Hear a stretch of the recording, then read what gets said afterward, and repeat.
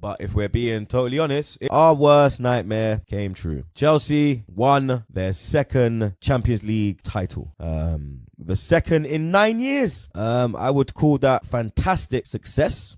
We don't even have one. We don't even have the Europa League. The worst thing is they've won 4 European trophies in the last 9 years. They have won 2 Europa Leagues. And they have won 2 Champions Leagues. You get me? We are no longer the biggest club in London. London is officially blue.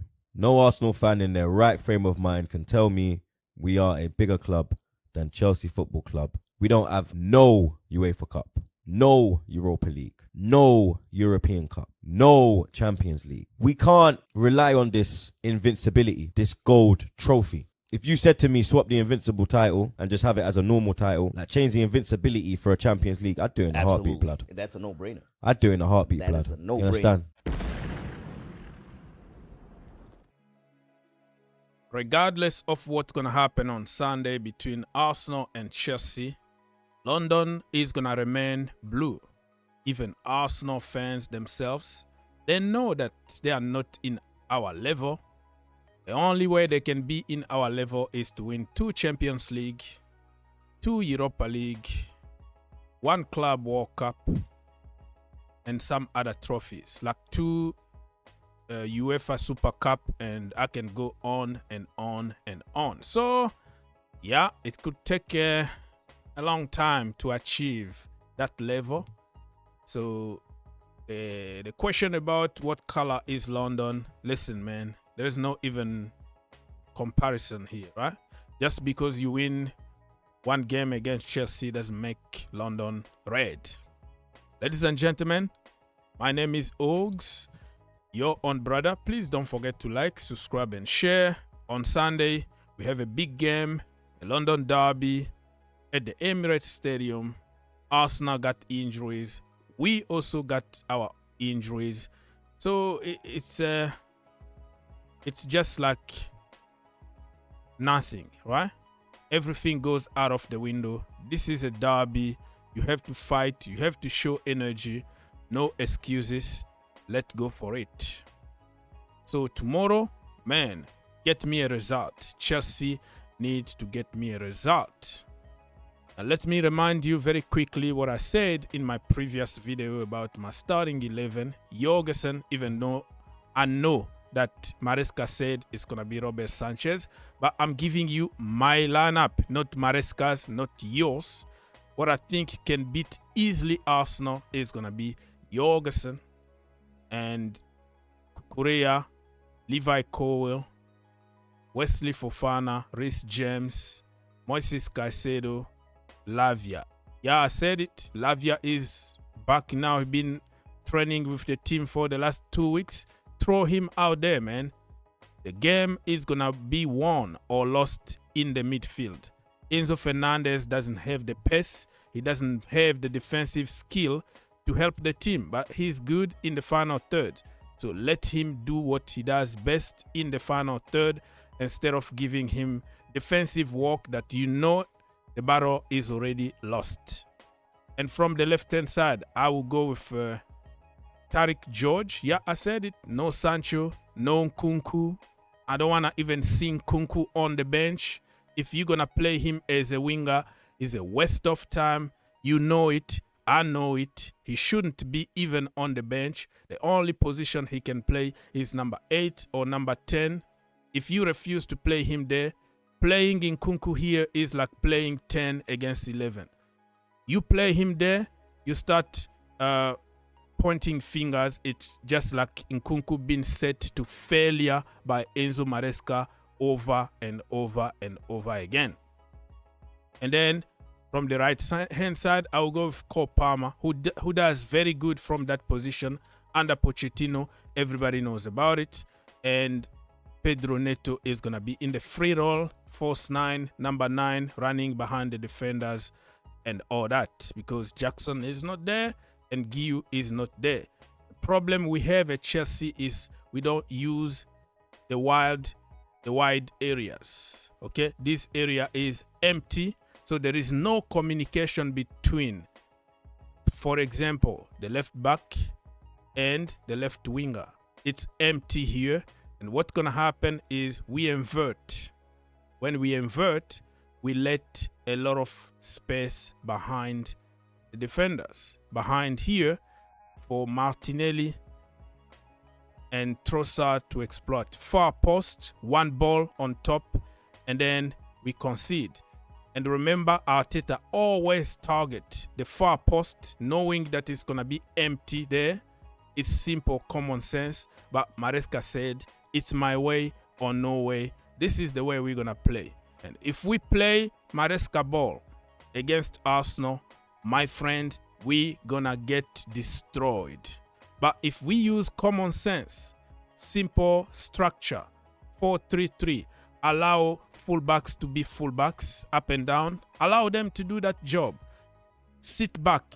Every team that beat Arsenal this season, they sat back, they were patient, they waited a little bit, they hit them in the counter, and bam, they won. But if you're going to open up and go with the high line, the way we saw against Manchester City, which was literally we played in the half line, one ball over the top, and then it's going to be one-on-one Robert Sanchez against Martinelli or Trossard.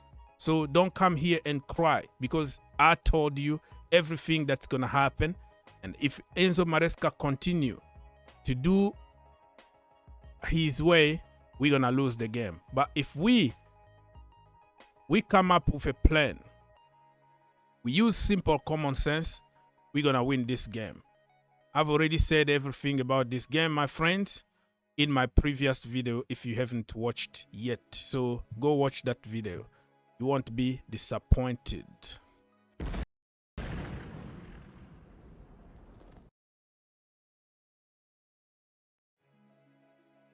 All right, my friend, let me go and remind you the games that happened on Saturday. The result: Everton against West Ham 1-1, Ipswich 2, Nottingham Forest 4, Manchester City 2, Brighton 2, Southampton 1, Wolves 2, Bournemouth 1, Brentford 2. I wanted to talk about this game here between Ipswich and Nottingham Forest. Remember when Ipswich beat Chelsea, what our manager said? He said he's very happy with the performance. The result is bad, but he can see progress because it's very difficult to go in that stadium and beat Ipswich. But remember, back then, they didn't beat any team in their own stadium until Chelsea. And our manager somehow, I don't know who gave him that fake information. He said it's almost impossible. It's very difficult to win in this stadium. Blah, blah, blah. He was happy about losing against Ipswich. But Ipswich been completely destroyed by Manchester City. 6. Completely destroyed by Nottingham Forest. 4. Other teams go there, get 3 points. It's just like 3-point lane. Chelsea went there, lost, and the manager told us that he's very happy with the performance. Wow, level. Look at the level that we've come to. This is Chelsea Football Club we're talking about here. When we start celebrating, you know, dropping point or losing against Ipswich, a team from the Championship, and start celebrating draws against Everton, my goodness me, we are not the same Chelsea anymore. So on Sunday, you have 3 games, right? On Sunday, March the 16th, Arsenal against Chelsea, Fulham against Spurs, Leicester City against Manchester United. Please get me a result, even though Chelsea are in a very good position. Let me tell you what, Chelsea are going, regardless of what's going to happen on Sunday, they're going to be on top 4 because City dropped point. Brighton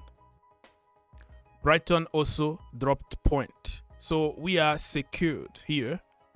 We're going to be fine. We're going to finish. We're going to go, wait. Newcastle, when Newcastle plays, let's see. Yeah, Newcastle are playing the the final of the Carabao Cup, right? So they are not playing. So we're gonna go on the break in top 4, but not because of what we did, but because of other people didn't do. So top 4 is secured until after the international bloody break. All right.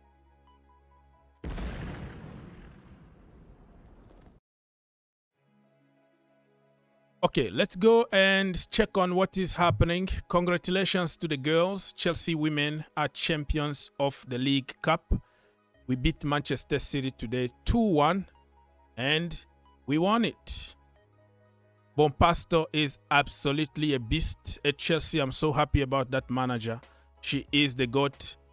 After Emma Hay, we got another GOAT. So you see the girls here celebrating. This is the first one, but we could go and win even more because we still can win a quadruple this season. Hopefully we can win the Champions League, but I'm so happy for the girls. Very, very good game.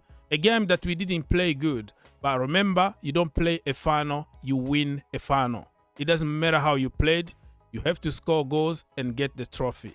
So this is what Maresca need to learn, that you don't have to always impose your system.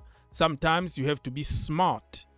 Okay? Use a system that will bring you 3 points or will win you a cup instead of, oh, it's my way, oh, no way. We're going to play this way no matter what. Okay, but you play that way, my friends, you're going to get destroyed by Arsenal.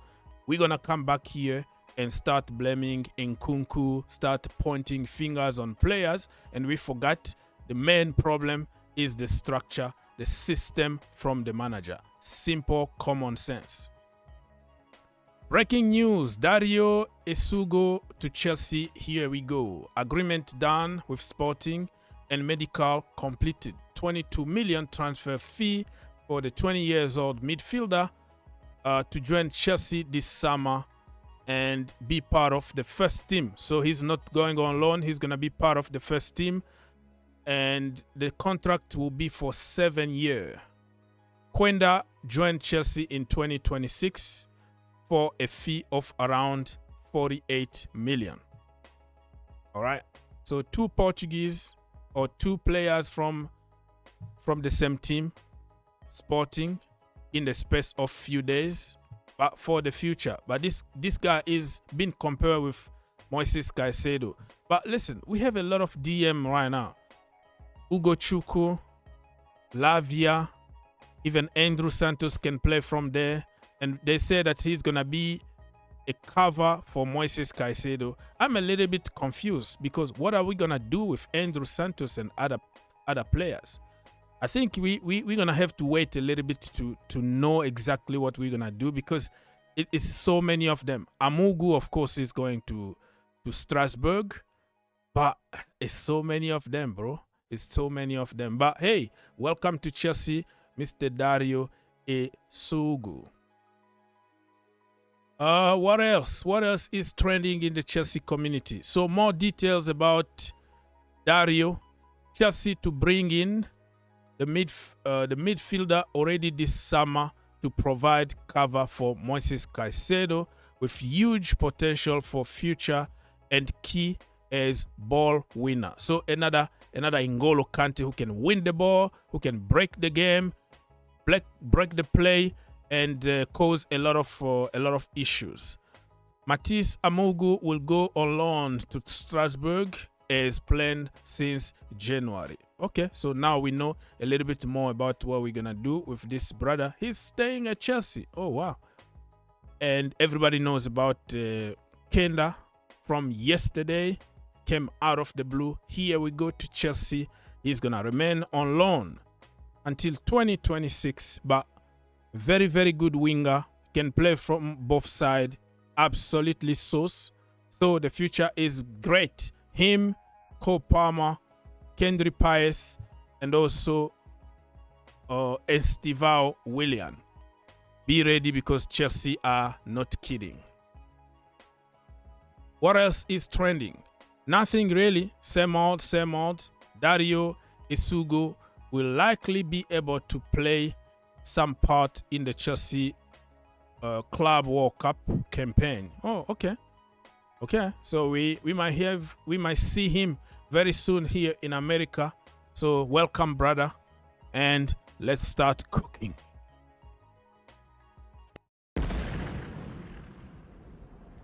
If you enjoyed the video, make sure you subscribe If you really like the video, make sure you subscribe and turn on your notification. and turn on your notification. For more videos, click here, and to subscribe, click here. What are you waiting for? Subscribe now.